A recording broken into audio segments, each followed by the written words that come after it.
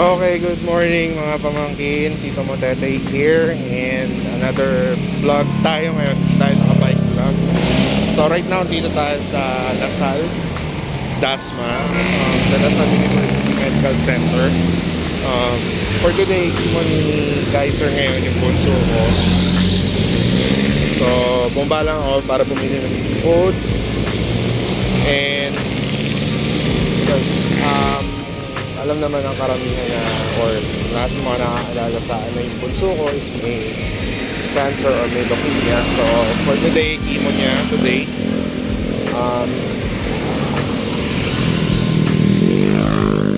So ilulumbar tap ulit siya for today. And ngayon bibili lang muna ako ng food ko. Saka si Kaiser di pa pwedeng kumain kasi baka sumuka. Medyo matagal yung process nito, abutin for the whole day, pero patry natin vlog. Right now punta muna akong magpabili lang food para isa-isa sa misis ko tsaka sa akin. So balikan ko kayo mamaya guys.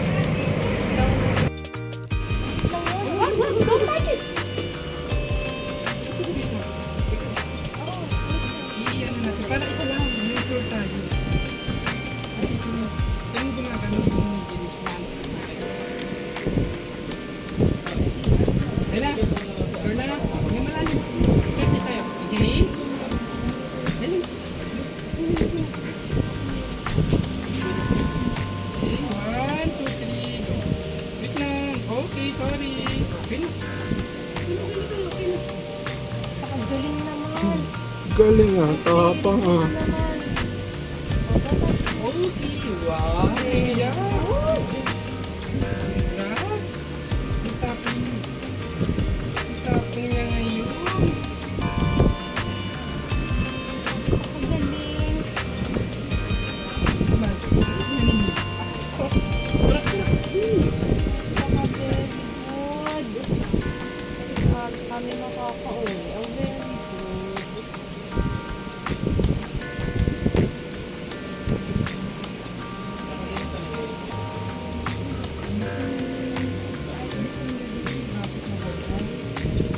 Yun! Pati pa din?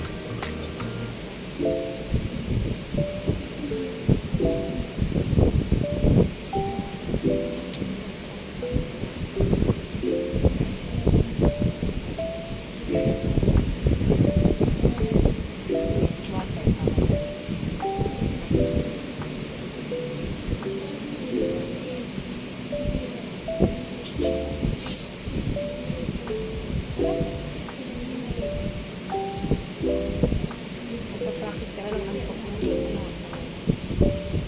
Mamaya ang procedure, hindi tutulog. Okay, so guys, right now, what are eligibility sa PhilHealth. Need ko to para kasi maka-discount tayo sa procedure na gagawin para kay Kaiser. So medyo matagal-tagal na intayan ito. Hindi pa siya pwedeng saksakan ngayon kasi parang ina-hydrate pa siya, tapos kasi kailangan patulugin si Kaiser during procedure, pero walang anesthesia yun. Tapos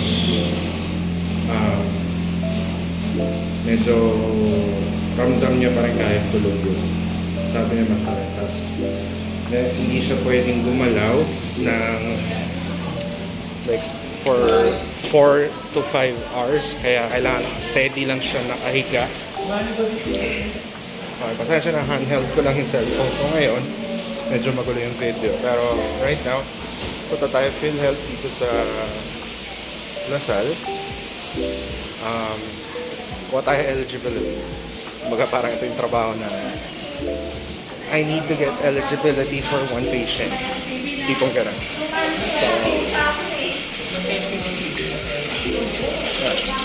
So I'll get back to you guys with this.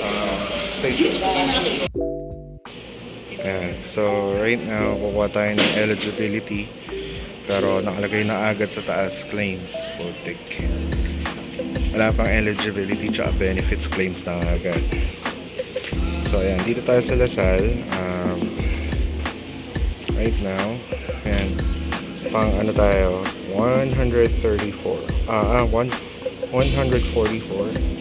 regular lane.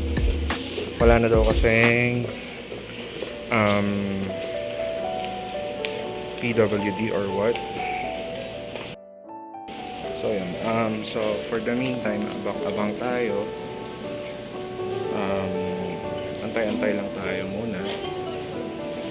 Medyo last time yung pag-check ko doon sa monitor is nasa 134 pa lang. And 144 pa tayo. Grabe. So, but anyways, right now, ito yung pinaka reason ko guys kung bakit bike to work ako. Bike to work ako madalas kasi ito yung malaking gastos ko lagi. Aside sa bahay na yung hinuhulugan ko,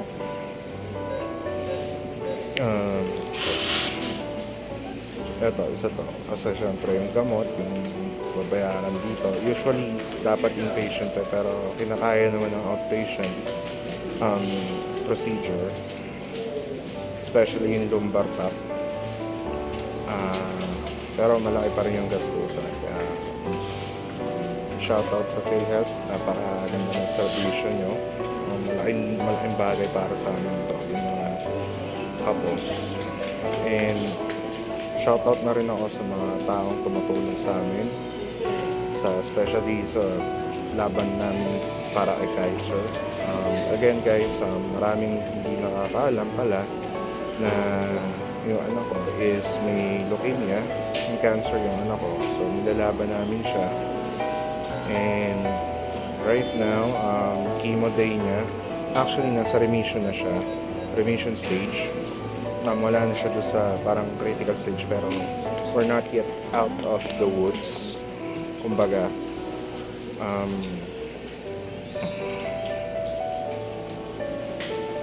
ito yung mahirap kasi ito yung masakit. At honestly, takot ako sa injection. Pero kasi pag ginawa yung procedure, nandun din ako. Isa, parang akong nurse din na tutulong doon sa ano. Ako yung magbe-bend sa anak ko para itusok yung karayom dun sa spinal cord niya or sa lumbar niya para malagyan ng gamot. So, yun, medyo tricky, super tricky yung procedure. Tapos tulog siya nun pero walang anesthesia, nararamdaman niya lahat yun. Mahirap lang pag during procedure bigla siya nagigising. Kaya kailangan maingat yung it's special shout out sa mga doctors here at UMC or De La Salle University Medical Center. Ang gagaling nila, especially yung specialist namin, hematologist, si Dr. Montoya. Big shout out sa inyo, Doc. Thank you po. Thank you sa patuloy na pag-check nyo kay Kaiser. Mga procedures niya. Yung mga doctors nito. Pag mo, okay kong pangalan, pasensya na po. But anyways, guys, waiting tayo ngayon kay PhilHealth. Medyo matagal-tagal ng konti pero okay lang. We're doing good. Good stitch. And right now, balikan ko kayo later para sa other updates. So, papakita ko sa inyo kung i-allow yung procedure, kung i-allow i-video. Kasi yung swero nga lang, yung pagsaswero nga lang is parang bawal talaga. Pero inalaw lang tayo yung nasa on-co unit para sana payagan, para maging aware din yung mga tao. Paano ba talaga yung procedure, paano yung hirap ng mga taong may cancer, ano yung dinadanas nila, ano yung hirap, yung sakit. It's for you to know guys. Medyo masaya lang yung procedure. Again, tagal lang talaga ng Yan, balikan ko kayo guys. Yan, so pabalik tayo ron. Taas.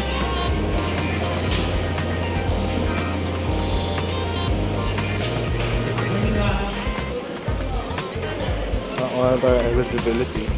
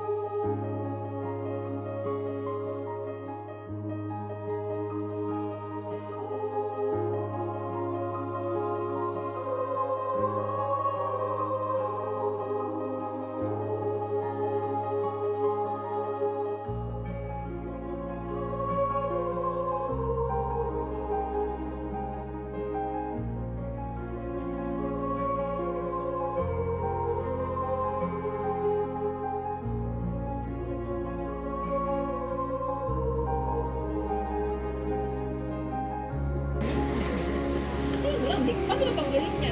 Pag tinanggalin niya, paano ka tutusukin? Diba? Sabihin niya mamaya. At sabihin mo kay daddy at kay mami, ano bibilin sa'yo? Sabihin mo kay daddy. Ano gusto mo? Ano gusto mo? Ayun o, di ba? Hey, bilis! Mawawala yung offer o, dali. Gusto mo? Ano gusto mo? Hmm? Sabihin mo na para sa akin, bibili ka din. Jollibee? Ham and cheese? Yun lagi gusto niya. Gusto niya ham cheese. Na sandwich? Isa ba? Sa baba. Ay, sabi ba? Sabi ano? Big boy ka ni. Or gusto mo yung shadow shark? Yung shot. Yung Tamiya. Ay! Binibili niya natin. Sorry. Okay. Ay, nahulog. Ay, cancer. Tapos na tayo after. Tapos na kayo mag-chicken. Okay na. Para mabilis matapos. Apo, apo. So, right now, yes guys, so tapos na yung procedure. Diyan yung balik. Ka lang, baby.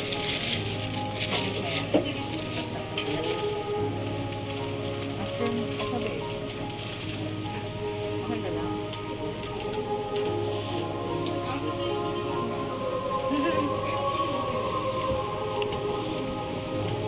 Ilang hours po siya pa? Ano? So, it's 11:30 po. 35.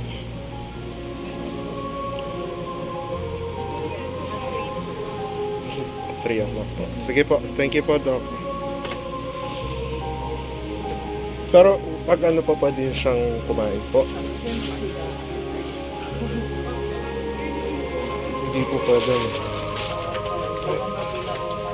Sige po. So yun guys, for time check natin 11:35. Ngayon pala natapos yung procedure ni Potpot. Umiyak.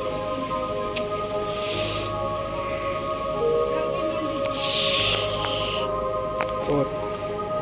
Dito si Daddy to. Don't worry.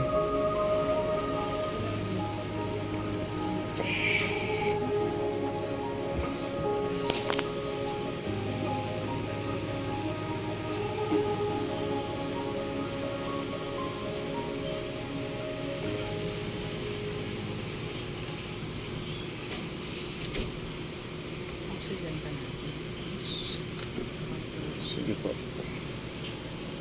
Hindi naman po bumaba yung oxygen levels. Hindi po bumaba. Okay po. Thank you po. Oops, oops, oops. Pot, don't move.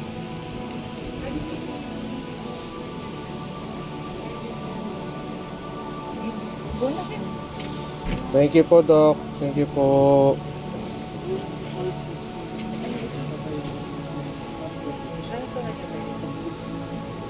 Every 30 minutes po yun, oh. Yung parang check yung pulse ng ano po. Thank you po. Ayaw mo na ng oxygen na? Kailangan. Ayaw? Sige. Don't cry na. Sakit talaga siya, guys.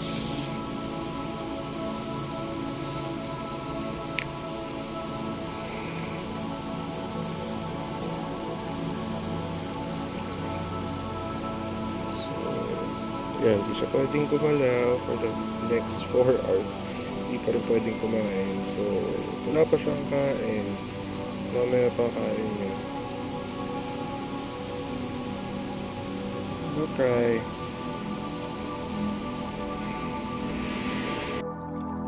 So, ayun nga guys. Tapos na procedure. Sa dicer niya. Tutulog siya. Papahinga. Bawal siyang gumalaw for the next 4 hours.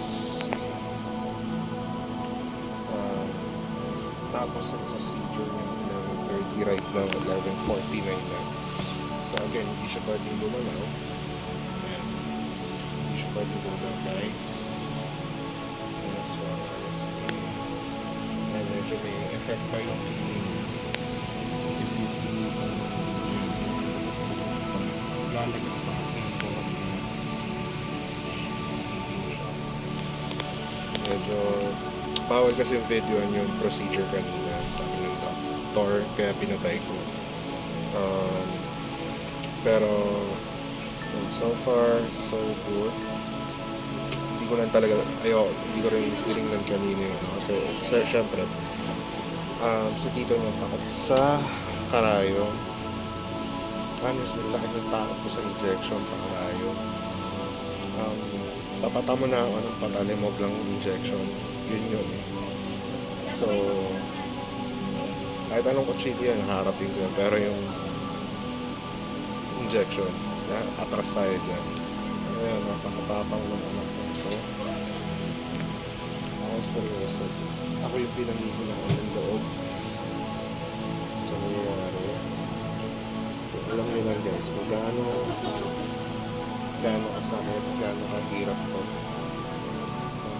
Napakalakas na seryoso. Hindi mo gusto nyo yung kumano yun. Pero part sa grabe, tapang grabe. Fighter to eh. Fighter tong ano ko.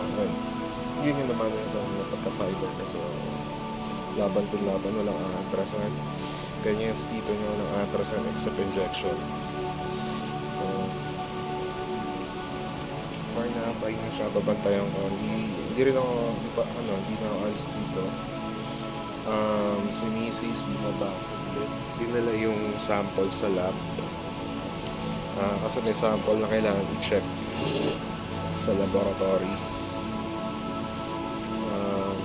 To see if it's like improving or something. Pero sana improvement. That's guys. Pahinga siya. Pasensya na guys, hindi talaga pwedeng kulang yung procedure. Tama yun. Ganito lang siya for the next 4 hours. Hindi pa siya kumakain. Pagdating, galing akong work. Tapos, diretso ako ng uwi sa Cavite. Hindi rin ako nag-bike ngayon kasi talagang kailangan yung oras is gahol na gahol. Shoutout nga pala sa boss ko, si Boss Ian, tsaka si Boss Carlo. Thank you po sa pagpayag sa akin na mag-early out ako today. Babawi pa ako, promise. Hindi man ako na-absent, tsaka hindi man ako nalilate. So, nalilate po ako dati, pero ngayon hindi na. Bawi po ako doon. Salamat po sa pagpapa-early out sa akin kanina. Para, ayun, madalang po natin procedure. Kasi kailangan before 8 nandito na. Naka-outpatient po tayo ngayon, pero malaki pa rin yung gastos. So, pero so far kaya naman po. Salamat po sa mga tumutulong pala. And hindi ko na po kayo papangalanan muna kasi syempre ayoko po, yung privacy niyo po ayoko invade, baka sabihin to take advantage kami or what. Maraming salamat po sa lahat ng tumulong, sa lahat ng nagdasal para sa kagalingan ng anak ko. Isang malaking bagay po yun para sa amin.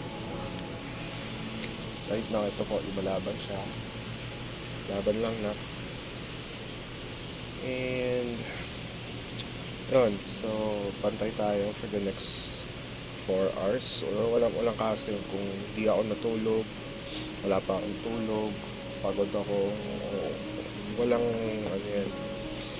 Kasi yung tatay, pagdating sa anak niya yan, laging may extra, may superpower kami na wala kaming aatrasan basta para sa anak namin. Kahit tulog yan, wala akong tulog, wala akong pakialam. As long as makita kong safe yun, ayun lang. Kaya sa mga magiging tatay pa lang,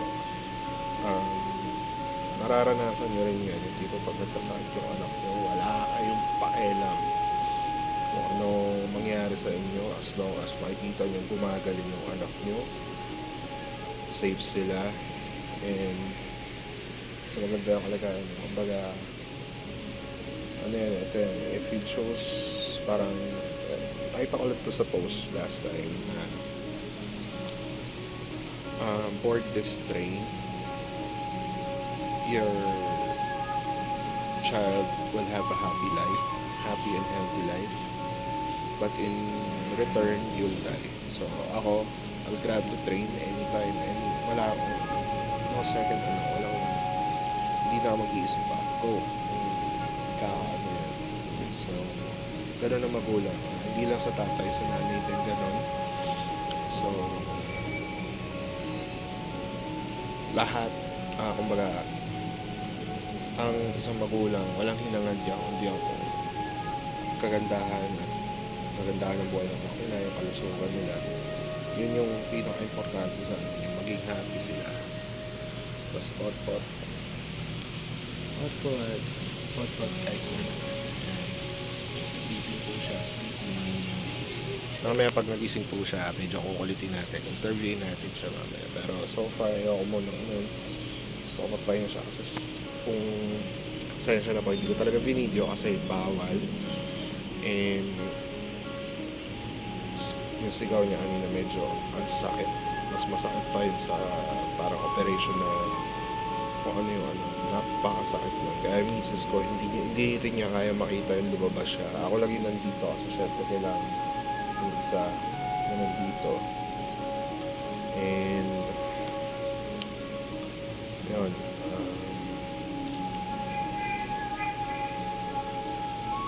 medyo teary-eyed na seryoso kasi medyo emotional ako pagdating sa mga anak ko. Hindi papakita sa inyo kasi ayoko makita nila na ako na yung na daddy nila malakas, matapang, ganon papakita ko sa kanila na paano pag ako na yung bumigay, wala na, diba? Alam mo, isa pa rin tao na bibigay ng 1% na lakas kahit wala na sila para yung 1% na huwag nang babaliwalain yun. Malaking bagay yun. So again, maraming salamat sa mga tumulong, sa mga nagdasal. And ito yung part ni Tito Motete na medyo pinaka-reason ko bakit nagtsatsaga akong mag-bike everyday, tipid, gumawa ng kung anong kalokohan para kumita para sa kanya.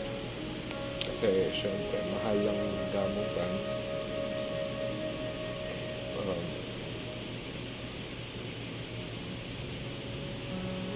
Yun, sa'yo lahat naman yun lahat walang hindi gagawin ng magulang. Ganun lang yun. So, balikan ko kayo mamaya, guys.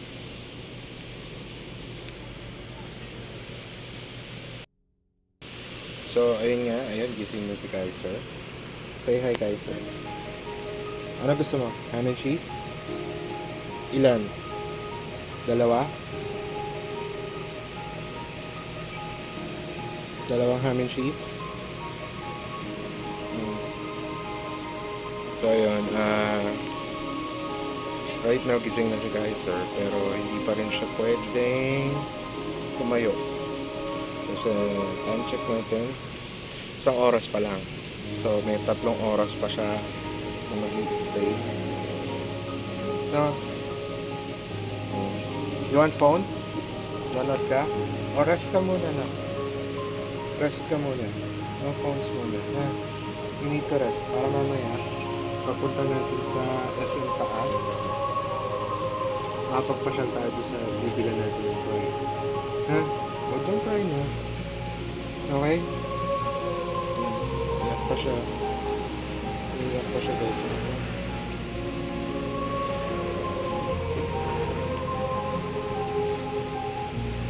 Ay man, strong mo eh. Diba? Akin ba to? No, akin to.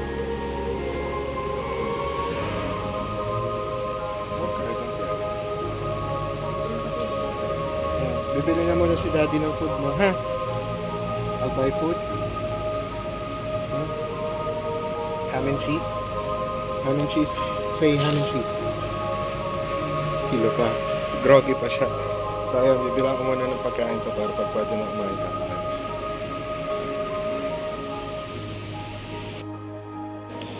So, bali yun nga. Settle na tayong bill ngayon habang si Kaiser nagpapahinga pa. Medyo may ilang oras pa ba? May 1 hour pa. Medyo mahaba kasi yung pila dito sa billing ng ano. Iayusin pa to tapos ko-compute pa. So, nirequest na namin na habang papahinga si Kaiser, ayusin ko rin yung bill para pagkatapos nito, eksakto yun. Rekta na tayo ng ano, ng alis din para mapagpahinga sa bahay si Kaiser. And yan, right now feeling na ito yung pinakamakating part ng araw ngayon. Medyo nakapagod pero so far so good si Kaiser and medyo okay konti. In pain pa rin siya, masakit pa rin daw yung likod. Dahil dun sa ano nga eh, ang procedure na ginawa sa is lumbar tap. So inject ng liquid sa spinal cord or sa spine. Yung gamot yung liquid na yun. So tapos kumuha ng sample muna para matest kung yun nga, katulad ng sinabi ko kanina, kung improving ba yung condition niya or what. Pero so far, prayer ko lang is na improving siya kasi pansin ko naman na ano eh. By the way, nasa remission stage na yung anak ko. Hindi na totoo sa hindi na ito yung pinaka-worst part. Hindi katulad ng mga nakaraan. Kung makikita nyo lang talaga sobrang hirap ng pag-aano sa kanya. Tipong kailangan ng siyam na nurse para pigilan siya, para lagyan ng naswero. Ngayon, nakita nyo naman kanina is yung isang nurse na lang yun. Yung sa Onco unit. Yung isa na lang, as in sumusunod na siya. Nasanay na. Medyo tapang kasi. Tapang yung anak ko yun, nakakabilib. Hindi siya takot sa injection, hindi katulad ng daddy niya. Takot na takot. So, yun nga. Pero, going back, yun, settle time bill. Waiting na lang tayo. Kasi i-clear pa to. Then after nun, uwi na. Hindi ko alam kung dadaan pa kami ng SM o pa ibibili ko pa siya ng toy. Kung ano gusto ng dicer siya masusunod ngayon. Kumbaga, whatever my son request, bibigay natin. Pero so far, nabilang ko na siya kanina ng ham and cheese, yung nire-request niya. Ham and cheese, 2. We are now serving patient RLT-06. 206 pa lang yung siniserve. 215 tayo. So, matagal-tagal pa to. So, tama lang na ayusin ko na muna yung bill para mapagpahinga pa rin yung isa. Hindi yung katulad ng last time na after 4 hours, dun pa rin bibigay yung bill. Tsaka ako lang sa 7. Magkantay pa sila na another hour. So, it's good na, ayan, sisettle na natin ngayon. Dito na sa akin yung pera.